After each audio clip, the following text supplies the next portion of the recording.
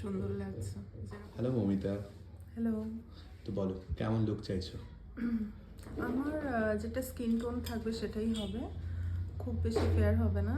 আর চোখটা একটু আমি হাইলাইট চাইছি। তো ব্রাইডের থেকে জেনে নিলাম ব্রাইডের কেমন কি পছন্দ, সেই অনুযায়ী চেষ্টা করেছি লুকটা দেওয়ার। ব্রাইডের একটাই ডিমান্ড ছিল প্রথম থেকেই, যেন আইটা যেন টানা টানা লাগে দেখতে। তো ব্রাইডের থেকে শুনে নাও কেমন লাগলো ব্রাইডের। খুব সুন্দর লাগছে, যেরকমটা চেয়েছিলাম ঠিক সেরকমই হয়েছে। পছন্দ হয়েছিল একদম খুব সুন্দর। এত ভালো প্রশংসা পাওয়ার পর আমার মনে হলো ব্রাইডের মেকআপটা আরও বেশি গ্লোই করে দিই। তো তোমরা দেখতেই পেলে আমি একটা ডিউই ফিক্সার ইউজ করলাম, যেটাতে একটা অসাধারণ গ্লো এসেছে ফেসে।